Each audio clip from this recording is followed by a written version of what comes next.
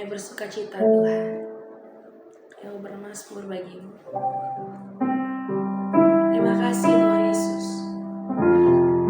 Darah-Mu yang menyucikan kami, darah-Mu yang memulihkan kami, darah-Mu yang menyembuhkan kami Tuhan. Terima kasih Tuhan Yesus. Terima kasih Bapa. Terima kasih Tuhan Yesus Kristus. Sukacitaku penuh, ku bermazmur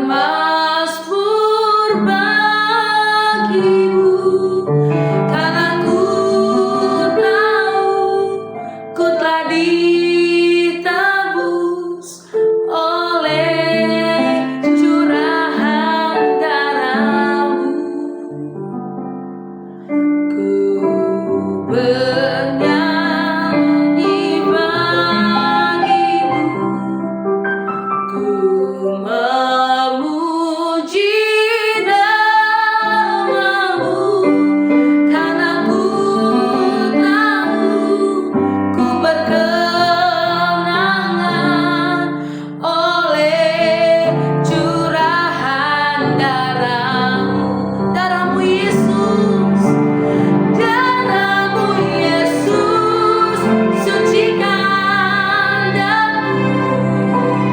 Darah-Mu Yesus, bebaskanku. Darah-Mu Yesus, ubahkan aku. Ku dijadikan baru. Kami mau bernyanyi bagi-Mu Tuhan Yesus. Ku bernyanyi bagi-Mu, ku memuji nama-Mu, karena ku tahu ku berkemenangan oleh curahan darah-Mu. Darah-Mu Yesus, terima kasih Tuhan, sucikan darah-Mu Yesus.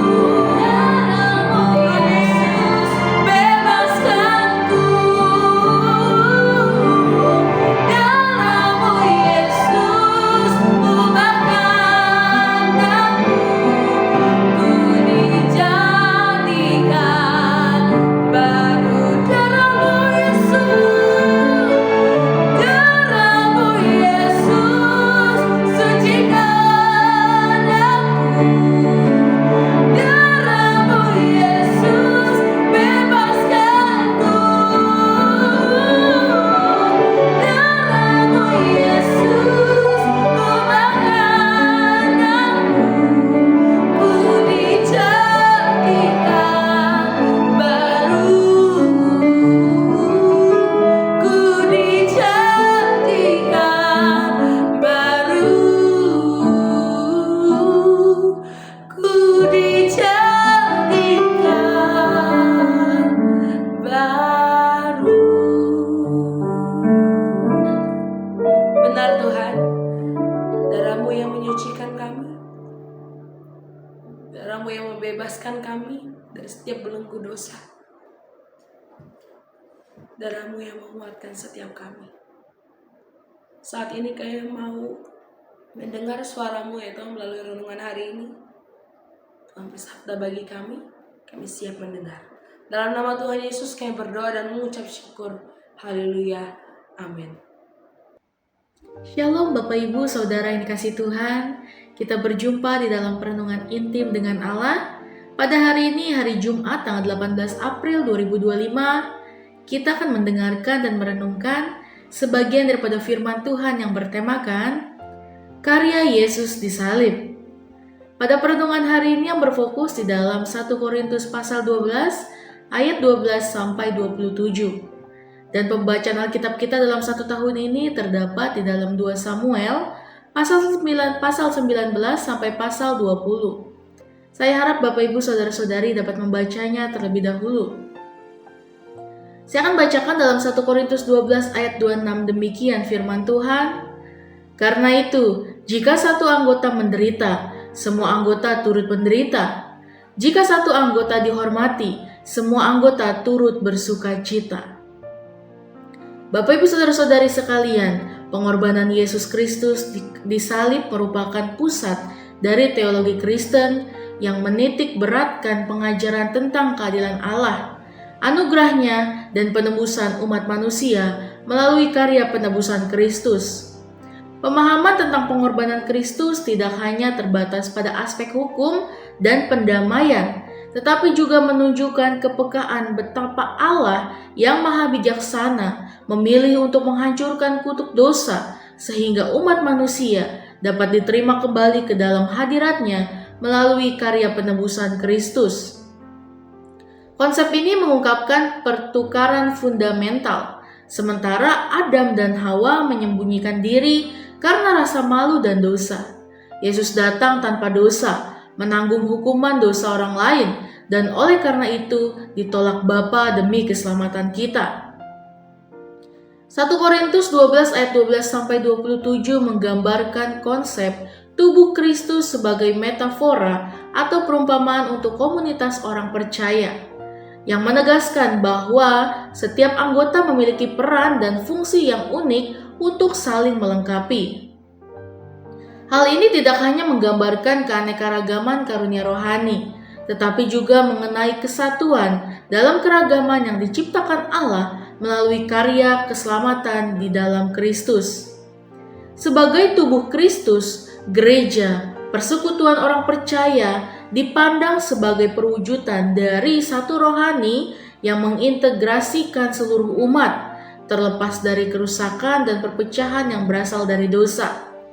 Dalam hal ini, pengorbanan Kristus di salib berfungsi sebagai titik temu yang menyatukan seluruh umat manusia, menggantikan posisi Adam yang gagal menjaga hubungan dengan Allah. Dengan demikian, salib tidak hanya merupakan simbol penderitaan, tetapi juga tanda bahwa melalui pertukaran ilahi, tubuh yang baru telah terbentuk, sebuah tubuh yang dipersatukan oleh kasih dan rahmat Allah. Yesus Kristus yang tanpa dosa datang ke dunia dengan kerendahan hati yang luar biasa. Ia datang telanjang, bukan dalam arti fisik semata, melainkan dalam arti terbuka untuk menghadapi penderitaan dan kutukan yang seharusnya dibebankan kepada manusia. Di salib yang terkutuk, terjadi pertukaran yang agung. Yesus yang suci dan kudus menanggung hukuman dan kutukan atas dosa umat manusia, sehingga manusia dapat menerima pembenaran dan hidup baru dalam Kristus. Pertukaran ini menggambarkan bahwa penerimaan Allah tidak didasarkan pada kebenaran atau upaya manusia, melainkan atas dasar anugerah. Allah menegaskan bahwa keselamatan itu bukan karena prestasi pribadi, tetapi melalui karya penebusan yang mutlak dari Kristus. Yesus Kristus menggantikan posisi manusia yang berdosa di hadapan Allah. Yesus tidak menanggung dosa karena dosanya sendiri, melainkan karena dosa kita. Di dalam salib terdapat pembatalan terhadap kutukan dosa dan sebuah kesempatan baru bagi manusia untuk berdamai dengan Allah. Pengertian ini merupakan panggilan untuk melepaskan masa lalu kita yang jahat, berdosa, untuk menerima pengampunan dan hidup dalam pembaruan rohani. Kesatuan tubuh Kristus mengharuskan adanya kepedulian bersama dalam mengatasi dosa, bukan dengan saling menyalahkan, melainkan dengan saling menguatkan dalam iman dan kasih. Dengan demikian, pengorbanan Kristus menjadi teladan nyata bagi etika Kristen yang menolak budaya saling menyalahkan dan sebaliknya mengedepankan pertobatan, pengampunan, dan pemulihan hubungan. Dengan memahami bahwa Yesus datang untuk menanggung dosa kita tanpa dosa, setiap orang percaya didorong untuk mengambil bagian aktif dalam pelayanan kepada sesama. Setiap karunia rohani menjadi saran untuk membangun dan mempererat iman, sekaligus menyebarkan pesan keselamatan dan kasih karunia kepada dunia di luar gereja. Karya Yesus di salib merupakan puncak dari kasih karunia Allah yang menyelamatkan umat manusia. Penebusan yang dilakukan Kristus melalui salib bukan hanya mencerminkan pengganti yang sempurna atas dosa umat manusia, tetapi juga menegaskan kembali pentingnya kesatuan dalam tubuh Kristus sebagaimana digambarkan dalam 1 Korintus 12 ayat 12-27. Di sana setiap anggota jemaat diingatkan bahwa tanpa kehadiran Kristus, mereka hanyalah bagian yang terpisah dari suatu kesatuan yang seharusnya utuh. Mari kita memiliki kehidupan yang dipenuhi dengan pengampunan, pelayanan tanpa pamrih, dan komitmen untuk terus membaharui iman dan kerjasama antar anggota jemaat.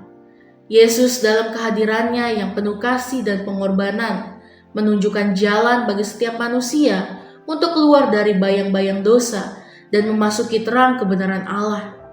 Dengan demikian, pertukaran ilahi ini bukan sekedar peristiwa historis, tetapi sebuah realitas yang hidup dan terus-menerus mengubahkan hati serta kehidupan umat dalam kasih karunia dan keadilan Allah.